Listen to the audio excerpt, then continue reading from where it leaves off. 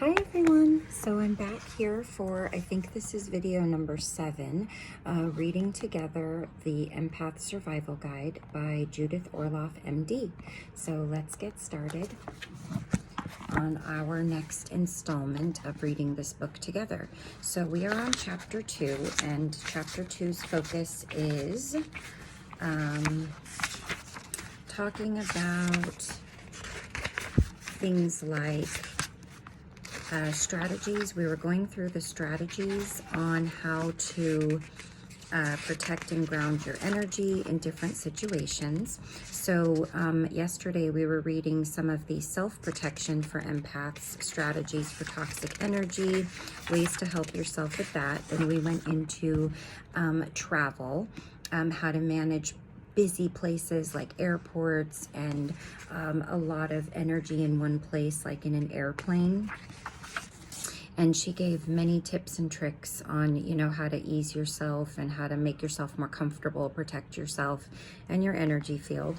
So we are still on that subject of travel. And once you get to your destination, she's saying here how to stay centered in hotel rooms. So a lot of people stay in hotel rooms or Airbnbs. I know whenever me and my husband go anywhere, we prefer an Airbnb over a hotel room just because, I don't know, it's more fun and they actually are really affordable and you can find them everywhere and stay in places that you normally maybe wouldn't have the opportunity to. But there is something to be said for staying in a hotel room where there's room service and someone to make your bed and clean up after you. All kinds of great things. So this can go for wherever you stay, really. So this is how to stay centered in hotel rooms.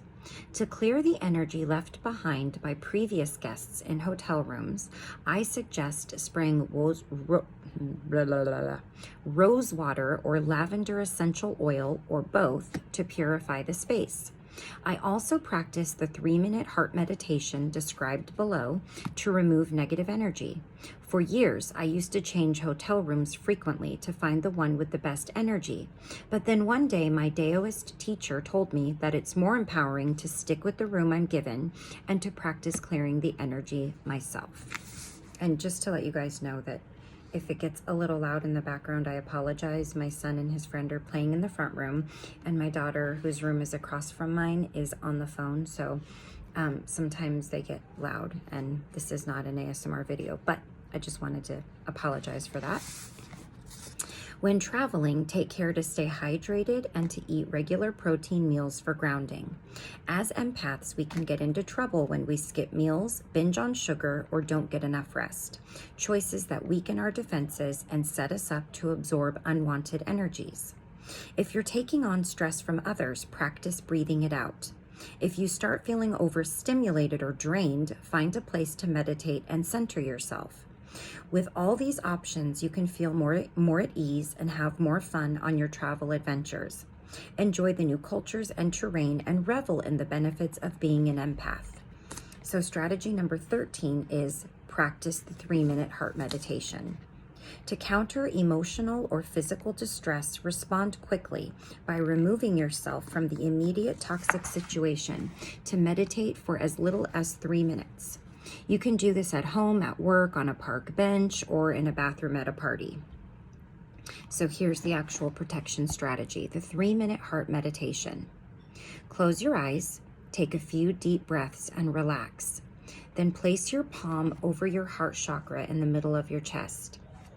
Focus on a beautiful image you love, such as a sunset, a rose, the ocean, a child's face. Feel the love building in your heart and body. Let this loving feeling soothe you. Toxic energy leaves your body as you become purified with love. For just 3 minutes, meditate on the loving kindness in your heart and feeling that energy clear stress. You might want to nurture yourself with 3-minute bursts of this meditation throughout your day. You can send this loving kindness to specific areas of your body too. My most vulnerable point is my gut. If I sense that I've taken on someone else's symptoms, I place my hand over my belly and send it loving kindness. That's my most vulnerable point too. I wonder if yours is, or if you've identified yours. I place my hand over my belly and send it loving kindness. This dissolves my discomfort. What is your most sensitive point? Is it your neck? Do you get bladder infections, headaches? Send these areas loving kindness to clear away toxic energy so it doesn't lodge there. Sometimes it's easier to meditate on the well-being of someone else, which also opens your heart, rather than yourself. Do this if you're having a hard time meditating on yourself. Come back to your heart often, as it is the seat of unconditional love. When you're under stress, put your hand on your heart and feel the sensations of warmth, opening, and love. You're protected, you're loved, and you're safe. Number 14, the strategy number 14, be fully present in your body. Empaths are most protected when we are fully present in our body. Forge a loving relationship with the body instead of fearing it, loathing it, or existing as a disembodied head. Empaths need to be in their bodies to ward off unwanted energies. Your body is the temple that houses your spirit. See it as a friend rather than an enemy. The following meditation will help you make a commitment to fully inhabit your body so that you can be more present and joyous. So here's another protection strategy. Meditation for loving your empath body. Find time for solitude in a beautiful space. Don't force the mind to quiet, but rather shift channels. Take a few deep breaths. Feel each inhalation and exhalation. Slow yourself down so that you can be more aware of your body. Let any negative thoughts float by while you return to your breath, the sacred prana. Feel its motion bring you into your deeper self. Settle your energy within the bounds of your body, cells, and organs. Become aware of your toes. Wiggle them and note the beautiful feeling of awakening the feet. Next, bring your awareness to your ankles. As you continue breathing, move your focus up your legs to your knees. Then continue to bring your attention up to your strong thighs and note how grounding they feel. Inwardly thank them for holding you up. Then bring your awareness to your genitals and pelvic area. Many women experience clenching here. You might want to inwardly say, I recognize you. I'm not turning my back on you anymore. I'm going to learn about you and love you. You are part of me.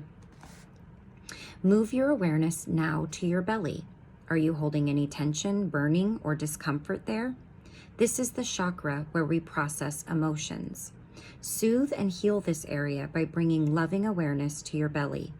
Focus on your chest now, where your heart chakra resides, the center for unconditional love. Make it your friend so you can be loving to yourself. Feel a shower of positive energy coursing through your heart. Return here often to feel the nurturing energy. Now, expand this awareness to your shoulders, arms, wrists, and beautiful hands. Feel and move each finger. These are all an extension of the heart chakra. Next, bring your attention to your neck. The communication chakra resides in the throat area. Notice if you feel any tension here that would stop you from expressing yourself. Send love to this area. Now, bring your awareness to your head, feeling your beautiful face, your ears, mouth, eyes, nose, and your third eye, which resides between your eyebrows. This is the center for intuition. You might see swirling purple colors in your mind's eye as you tune in. Finally, bring your attention to the top of your head. This is the crown chakra, the center for white light, your connection to spirit. Feel the inspiration that emanates from here. When you are ready to conclude this meditation, inwardly say thank you for the experience of feeling present in your body. Affirm to yourself, I am ready to come into my full power as an embodied empath. Take a few deep breaths, then slowly and gently open your eyes. Return fully to your environment, more aware of your body than ever. You can enlist these 14 strategies in a wide variety of situations. Use them often, and then stress or pain won't build up in your body. As you continue to practice them, you'll feel the great benefits of protecting your sensitivities. Practice is the secret to success. These strategies will strengthen your health so you can feel more energized. When you notice that you're picking up other people's pain or emotions, don't panic. this happens. As much as you work to clear negativity, outside energy will sneak in.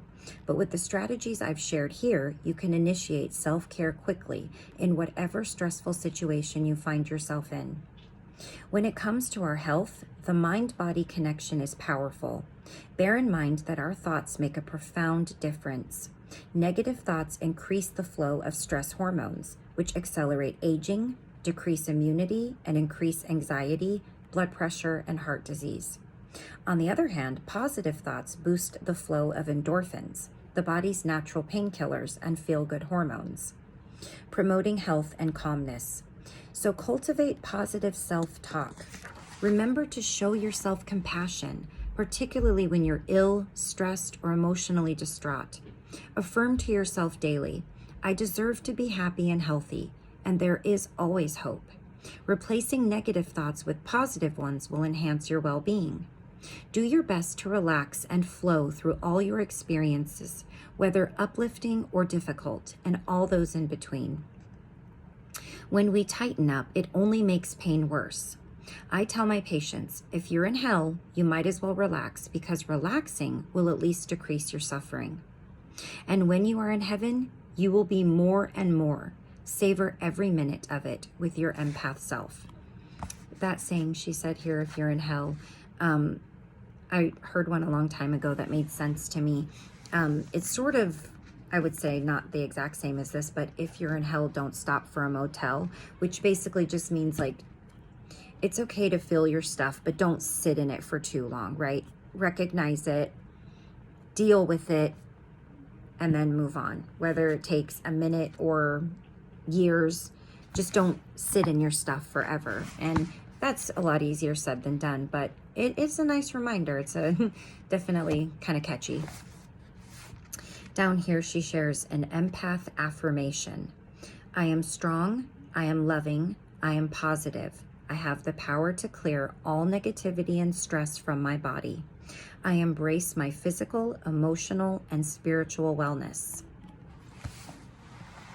We're going to delve a teensy bit into chapter 3, Empaths and Addiction, from alcohol to overeating.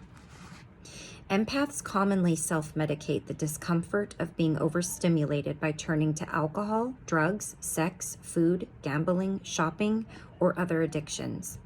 Why are empaths so susceptible to these behaviors? We can get overwhelmed by our extreme sensitivity and feel too much, including our own and another's pain. Sorry, my daughter's laughing about something. She's being loud.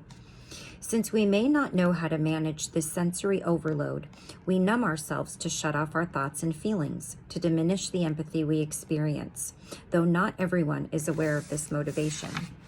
Me personally, I did that for a long time, and I'm just now realizing over the past, I don't know, year or so, that that's indeed what I was doing for many years, and I had no idea why.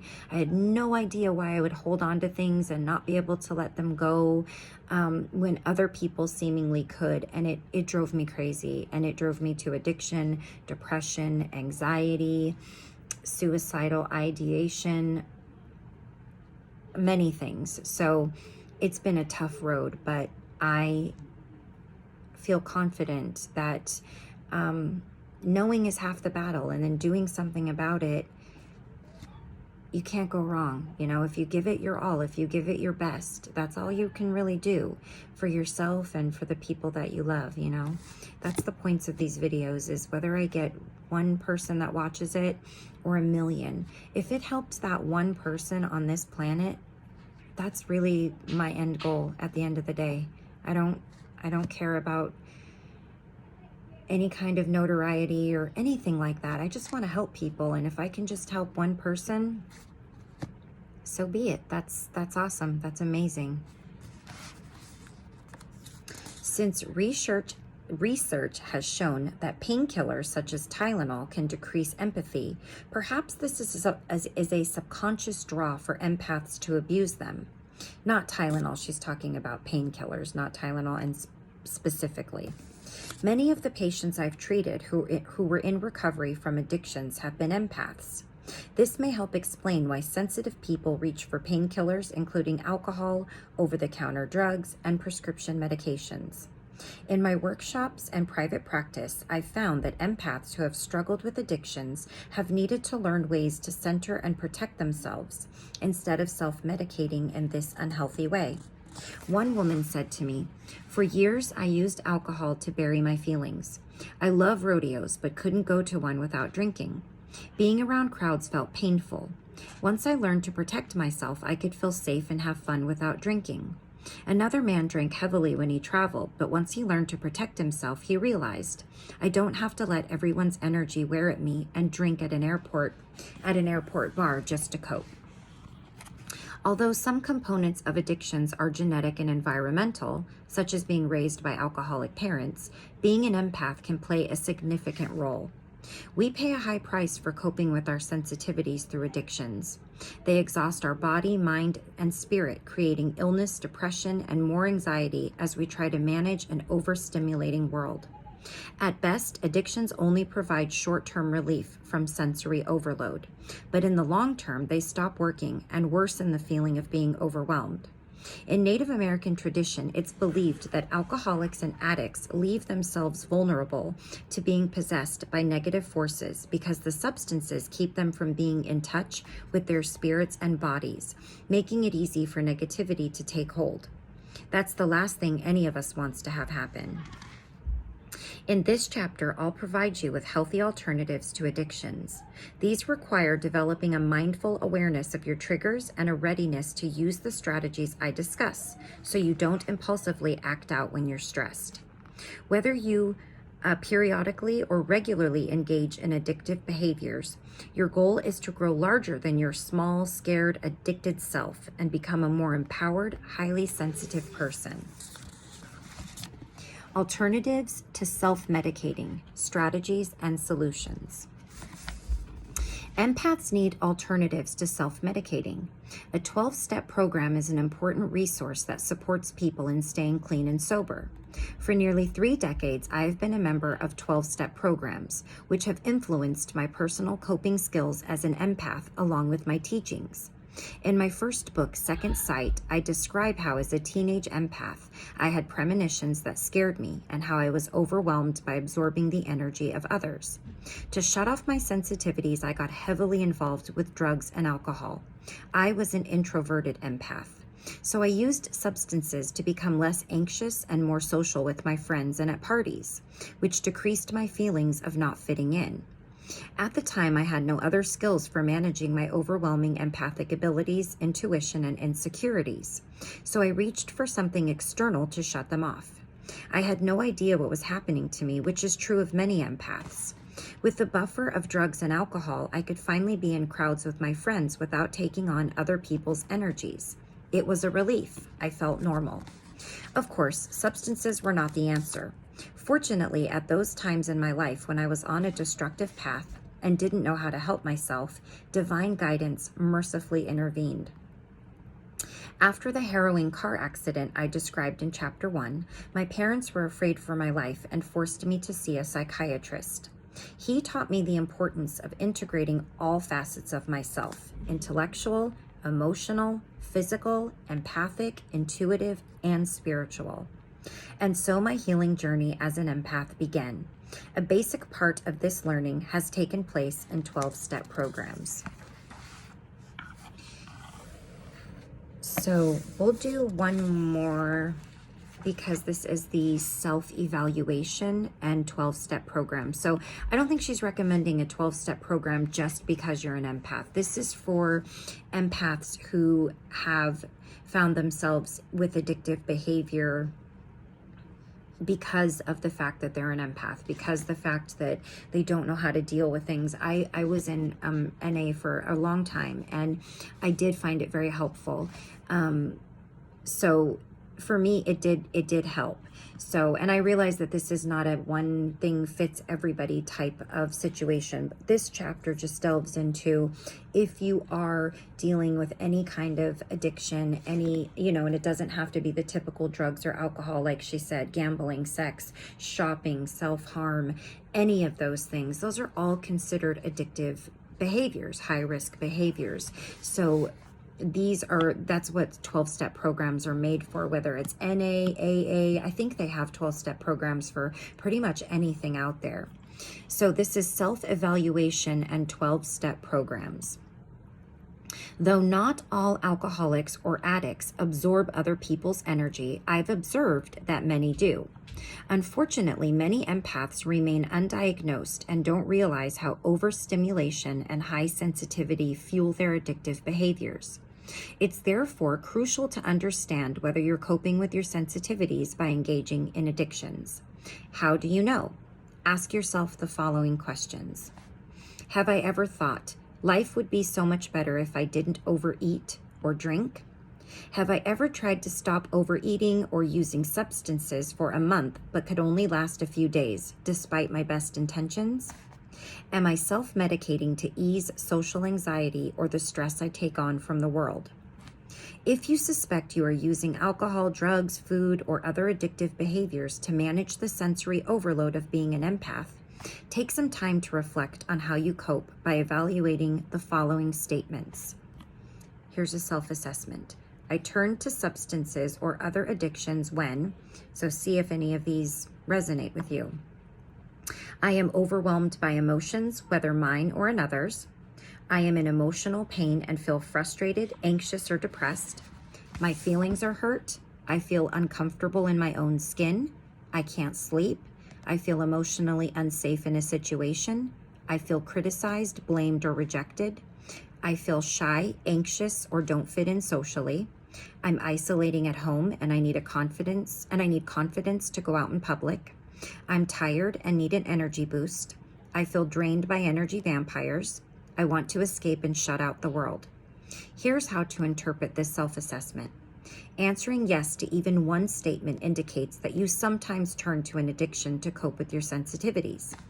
Answering yes to 2 to 5 of the statements indicates you are moderately relying on an addiction to self-medicate feelings of sensory overload.